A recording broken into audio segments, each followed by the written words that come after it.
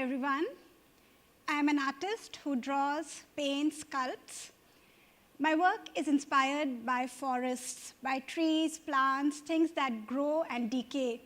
And my artistic practice is informed by the contrast between the natural world and the urban world that we city dwellers live in. So I'll start with a story.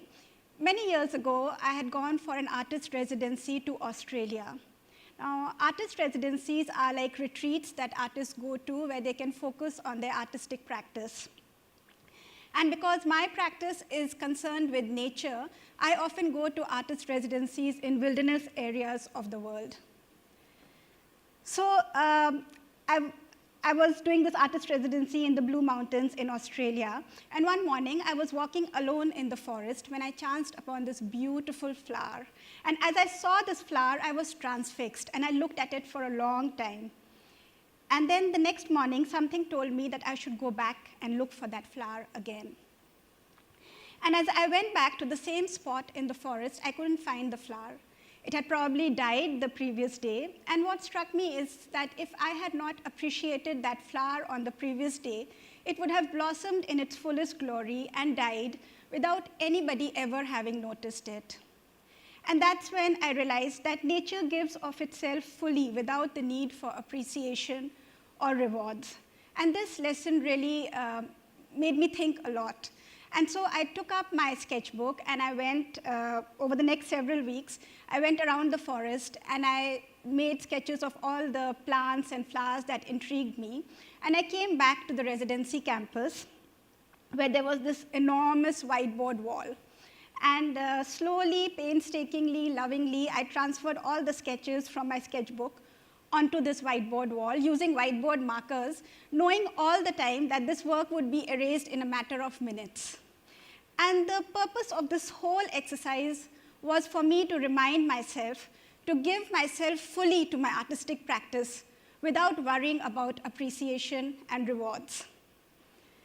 Now, you might be wondering why I'm telling you this story when that whiteboard wall has long been erased and that flower is long since dead.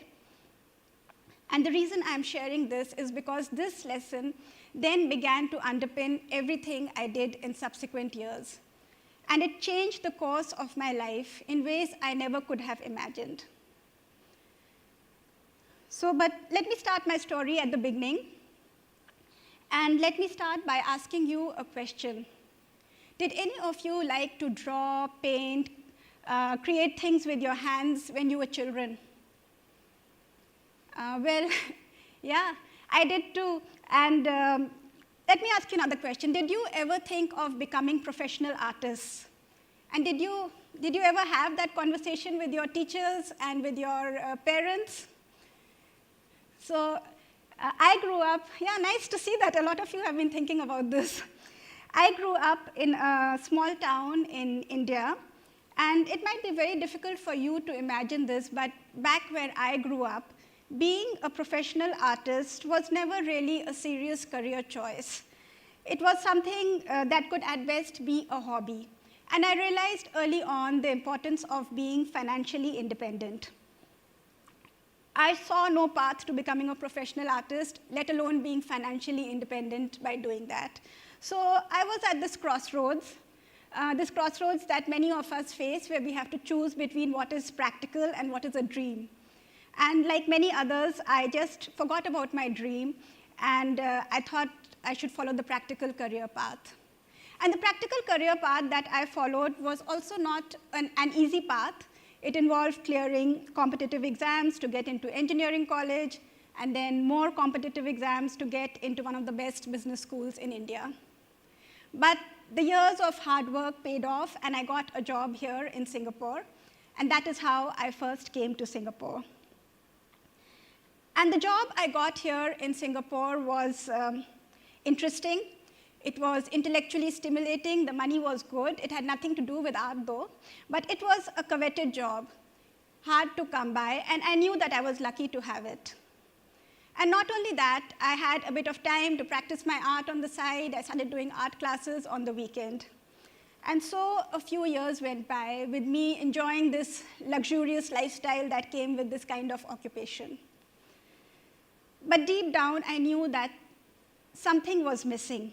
Something was not okay. I had denied my artistic instinct, even though I knew that I was happiest when I was creating art. I would walk in the seaside parks of Singapore, drawn to the beautiful old trees that we have here. And when I looked at those trees, I would think about how they had been around for generations before I was born, and how my own life was so small in comparison to these longer time spans of nature.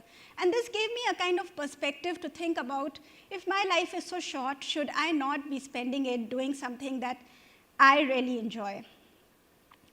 And as I sat amongst the old trees, I asked myself that what everyone else is doing, what is most popular, may not be the right thing for me. We all have our own unique source of happiness, and we owe it to ourselves to find it. And with that, I found myself back at that crossroads. That crossroads where I was asking myself, should I continue on this career which I have embarked upon, or should I give myself another chance to follow my dream? And this time, I chose differently. This time, I decided to follow my dream. And I have to say that the first few years of doing this were not easy. I had no way of how to do it, and I crashed and burned quite a bit, until I thought that I should start from the beginning. So I had given up my corporate job, and I thought, let me apply to art school and get a full-time arts degree. And that was not easy at the age that I was at. It was an intense full-time arts degree, and I had 2 small babies at home. But it was also amazing, because for the first time, I was getting to study something that I really wanted to learn about. And at art school, I was like a kid in a candy store. The world of contemporary art opened up to me, and I realized that this is what I had been looking for all along. I knew then that I was on my path. And soon, I started getting merit scholarships. I started doing well in my class, and I realized that not only did I have a passion for art, I also had the talent. But the 3 years of art school went by in a flash, and once art school was over, I realized that the problems were still there, and I still had no way to become a professional artist. My decision to leave the corporate world had come as a big shock to my family and friends, who could not understand why I would give up years of success for the uncertain future of life as an artist. Meanwhile, in the art world, nobody cared or understood about what I had given up to be there, and in their world, I was just a nobody. And to be seen as a serious artist, it was very important to show with reputed galleries and important art institutions, but no one wanted to give somebody who was fresh out of art school a chance.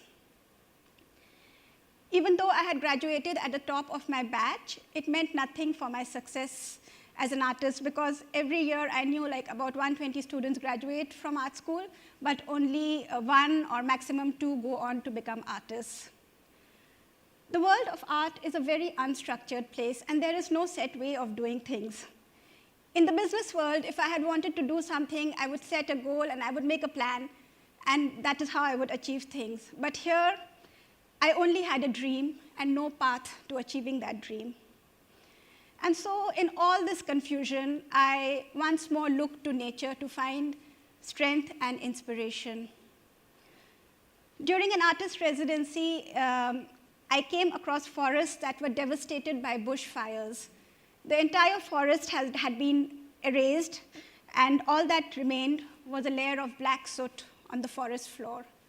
But very soon, I saw shoots of green coming out of the black ground, and soon the forest reclaimed itself.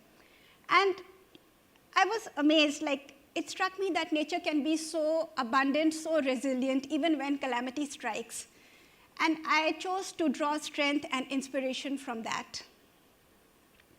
Another time, I was doing an artist residency in Spain, and I was walking again alone in the forest, and I stepped on something, and I looked down, and there was a small seed under my feet. And I thought that this small seed has within it the potential to become an enormous tree. And anything big that has ever been achieved started from something very small, maybe just an idea in someone's head. And so I chose to think of my artistic practice, my artistic career, as seeds with their own potential. But most of all, what kept me going through this phase of my life was my studio practice. And the processes of making the work, which then began to inform my philosophy of life. I'm an abstract artist, and as an abstract artist, I normally start with a vision in my head, but then what happens is that the work is continuously evolving and growing before my eyes. And I'm amazed at the twists and turns it takes. And even though I'm very proud of the instinct that informs all of this work, I am even more delighted by the many possibilities that come up along the way. And usually the end outcome looks very different from the vision. And I have learned to embrace this process.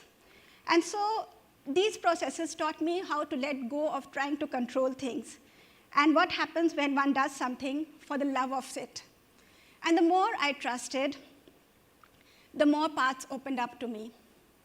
And always the inspiration that came, the opportunities that came, the way the dots connected was way beyond anything I could ever have planned for. I always lived by the lesson of the flower in the forest, trying not to worry about the rewards and the recognitions. And as I did this, I began to get opportunities to exhibit internationally, and soon this translated to getting even more opportunities to exhibit in Singapore. And as I developed faith in my own instinct, my work flourished. Today, people around the world connect with my work and reach out to me. And I have been getting opportunities to exhibit in amazing art venues internationally, alongside artists whose work I used to admire long before I decided on the artistic path, even exhibiting alongside my own professors in art school. And I have also been getting resources to accomplish projects which before I could only have dreamed about. Some of these projects have involved working with communities. So this is a work I did in Sweden. It's made of dried flowers, which were contributed by the townspeople of a town in Sweden. And these flowers come from bouquets. And each of these bouquets came with its own stories. They are like wedding bouquets, funeral wreaths, and all the up and down occasions of people's lives. And these stories meld together in this artwork. For this work, 50,000 seeds were shipped from the forest floor of Spain, and they were hung in this room in the Singapore Art Museum. And as the seeds were hung, they suffused the space with this aroma of the forest. So this urban environment suddenly starts smelling of the forest. This is another work that uses material from the forest floor, but this time it's dead plants. And these dead plants have been hung as a veil that reflects on the divide between urban life and nature.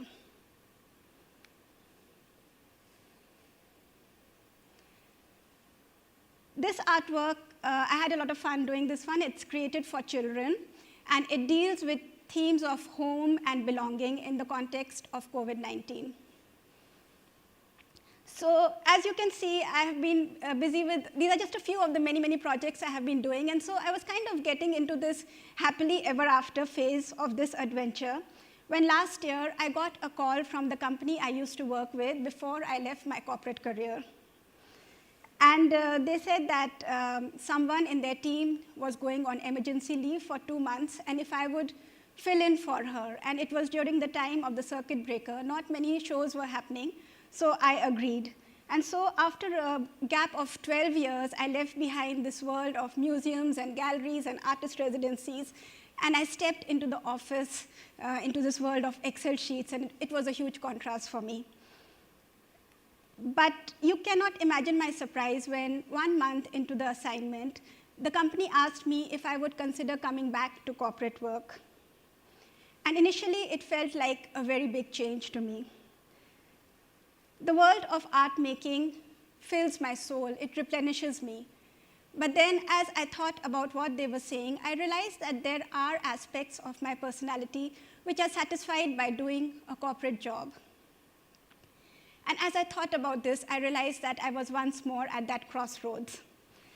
And this time, I thought, do I have to choose one or the other, or can I have both?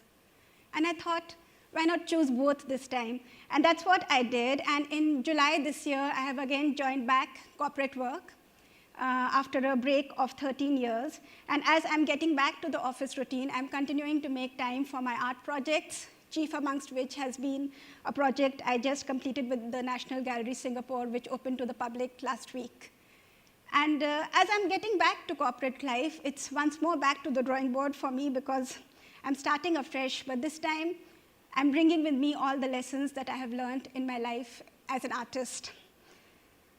And so all I have to say is that every experience is really only the jumping off point to the next adventure. Some people know early on what they want in life and they pursue it relentlessly. And others like me go through twists and turns. And what the twists and turns have taught me is that life can be full of delightful surprises if we don't chase after things that are beyond our control. It is a lot more fun to go with the flow and to embrace each experience for the potential it offers, just like the start of a new drawing on the immense drawing boards of our lives. Thank you.